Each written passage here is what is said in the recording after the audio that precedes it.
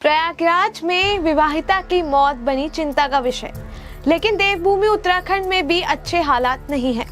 नमस्कार, मैं हूं आपके साथ सुरभि गुप्ता। बेटियों से है घर की शान, बेटियां हैं घर की जान। बेटियों के लिए हमारे समाज में ऐसी प्यारी शायरी या कविताएं लिखी जाती है, लेकिन हकीकत क्या है यह सबको पता है। आज इसी पर बात करते हैं प्रयागराज की दिल दहला देने वाली खबर की। साथ ही अपने राज्य, अपने देवभूमि में महिलाओं की स्थिति पर भी हम बात करेंगे। लगभग रोजाना टीवी, अखबारों और सोशल मीडिया पर महिलाओं के साथ क्रूर हिंसा की खबरें सामने आती है। हैरानी वाली बात और दुखद बात यह है कि आम जनता अपने सामने होते अपराध के खिलाफ कोई प्रतिक्रिया देने के बजाय चुपचाप मुंह छुपाकर निकल जाती है।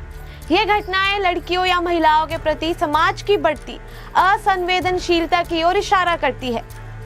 ऐसा ही एक इशारा प्रयागराज में हुई घटना पर जाता है, जहां सट्टी चौरा मोहल्ले में सोमवार देर रात उस समय भारी हंगामा मच गया, जब एक विवाहिता की मौत को लेकर मायका पक्ष से जुड़े लोगों ने घर में आग लगा दी।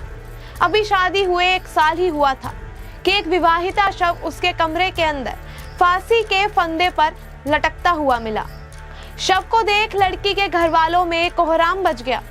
मायके पक्ष के लोगों ने ससुराल वालों पर हत्या का आरोप लगाकर जमकर हंगामा भी किया।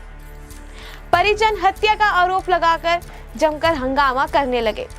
उनका आरोप है कि अंशिका की हत्या कर उसे फांसी के फंदे पर टांग दिया गया है। मौके पर आसपास के रहने वाले लोगों की भीड़ भी उस समय जमा हो गई। इसी बीच किसी ने मकान के निचले हिस्से को आग के हवाले कर दिया। देखते ही देखते आग ने विकराल रूप ले लिया और मकान के अंदर ऊपरी तल पर कई लोग फंसे रहे। पुलिस मौके पर पहुंची और आग पर काबू पाया। पुलिस ने आग की लपटों के बीच फंसे कई लोगों को रेस्क्यू कर सुरक्षित बाहर निकाला। अब बात आती है अगले दिन सुबह की। सुबह के लगभग 5 बजे घर में सर्च अभियान चलाया गया। घर में 2 परिजनों के शव बरामद हुए। मृतक अंशिका के ससुर राजेंद्र केसरवानी और उसकी सास शोभा का शव मिला। दोनों शवों को कब्जे में लेकर पुलिस ने पोस्टमार्टम के लिए भेज दिया। यानी कि एक ही घर में बहू की भी मौत हुई, वही सास ससुर की भी मौत हो गई। अब आइए बात करते हैं अपने राज्य देवभूमि उत्तराखंड की। विगत 2 वर्षों की तुलना में वर्ष 2022 में सबसे अधिक चिंता का विषय बना रहा महिला अपराध, जिससे जुड़े मामले बढ़ते जा रहे हैं। पिछले 2 सालों की तुलना में 2022 में 28 दिसंबर तक बलात्कार के 857 मामले सामने आ चुके हैं। हिमाचल प्रदेश, अरुणाचल प्रदेश सहित 9 हिमालय राज्यों में उत्तराखंड में महिलाओं और बच्चों से बलात्कार के सबसे अधिक मामले दर्ज किए गए। उत्तराखंड राज्य महिला आयोग द्वारा साझा किए गए आंकड़ों के अनुसार वर्ष 2022 से 23 में राज्य के जिलों में देहरादून में सबसे अधिक घरेलू हिंसा के मामले दर्ज किए गए हैं। यह है हमारे राज्य की स्थिति, और हैरान करने वाली बात है कि यह है हमारे राज्य की राजधानी देहरादून की स्थिति।